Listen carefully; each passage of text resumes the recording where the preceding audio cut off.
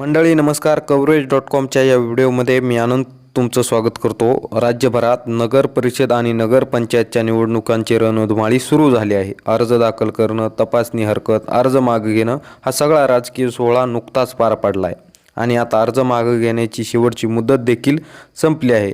परंतु ही मुदत संपताच परळीत चित्र पूर्णपणे बदलून गेलंय.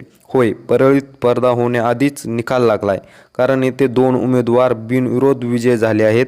बीड जिल्ह्यातील ऐतिहासिक परळी नगर परिषदेत महायुतीचे 2 उमेदवार अजित पवार गट आणि उपमुख्यमंत्री एकनाथ शिंदे यांचा शिवसेना गटाचा उमेदवार या ठिकाणी नगरसेवक पदासाठी उभा राहिलेला होता आणि तो या ठिकाणी बिनविरोध निवडून आलेला आहे. हे दोघेही कोणतीही टक्कर न लागता सरळ विजय घोषित झालेले आहेत. परळीचं राजकारण म्हणजे महाराष्ट्राच्या राजकीय नकाशावरची एक खास जागा.